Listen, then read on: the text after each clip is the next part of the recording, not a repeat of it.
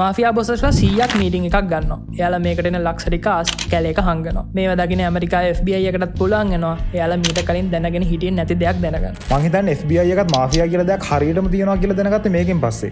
ඔව් මේක වෙන්නේ 1957 නොවැම්බර් 14. මේ විදිහට ඇමරිකාවේ ලොකු මාෆියා බොස්සස්ලා 100ක් විතර එකතු වෙන්නේ නිව්යෝක් වල තිබ්බ පොඩි නගරයක් වුණ ඇපලචින් වලට. මේ මීටින් එක හෝස්ට් කරන්නේ ජෝ බාබරාගේ අක්කර 53ක ගෙදර. ප්‍රශ්නේ තමයි මේ ජෝ ගැන ක්‍රොස්සෙල් කියලා ලෝකල් පොලිස් ඔෆිසර් කෙනෙක් අවුරුදු ගානක් තිස්සේ හැගහගෙන හිටියා. මේ ක්‍රොස්සෙල් දාගෙන ඇමරිකාවේ 4 වටෙන් ආව ලක්ෂරි කාස් මේ ගේ ළඟ නතර කරලා තියනවා කියලා. ඉතින් එයා බෑකප් එකට කතා කරලා මෙතන හිටපු මාෆියා මෙම්බර්ස්ලා 58 දෙනෙක්ව ඇරස්ට් කරනවා. ඒ කියන්නේ මේ 58 දෙනාගේම මාෆියා කරිය එක මෙතනින් නවතිනවා.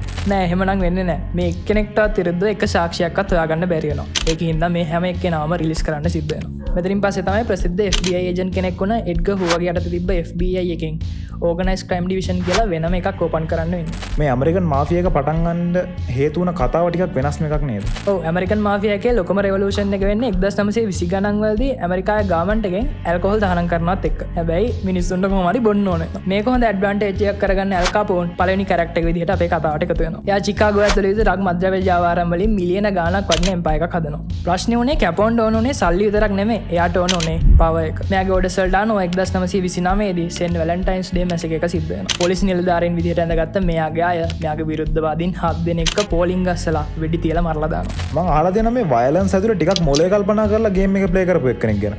ඔව් චාල්ස් ලකි ලූසියානෝ.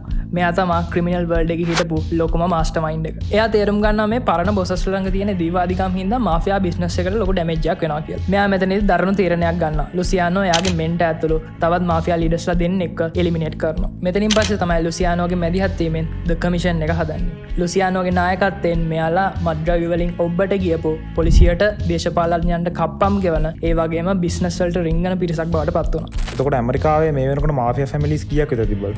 ප්‍රධාන ෆැමිලිස් 5යි. මෙයාලා තමයි නිව්යෝක් අන්ඩර්වර්ල්ඩ් එක සම්පූර්ණයෙන්ම කන්ට්‍රෝල් කරේ. ද ගැම්බිනෝස්, ජිනෝවිස්, බර්නානෝස්, කොලොම්බෝස් සහ ලුකේසිස්.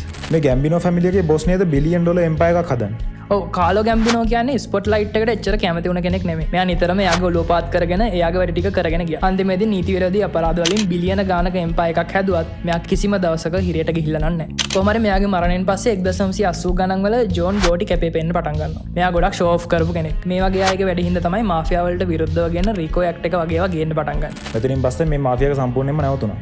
නෑ දැන් මාෆියාගේ ඊටත් වැඩිය ස්මාර්ට්. දැන් එයාලා කරන්නේ වයිට් කොලර් ක්‍රයිම්ස් විතරයි. ඒ කියන්නේ මනි ලොන්ඩරින්, සයිබර් ක්‍රයිම්ස් වගේම දේශපාලනික වංචාව වගේ දේවල්. ඊළඟ වීඩියෝ සීරීස් එකකින් ඕනේ කාටල්ස් ගැනද නැත්නම් ගේ රෙවොලූෂන් එක ගැනද? කමෙන්ට් එකක් දාගෙන යන්න.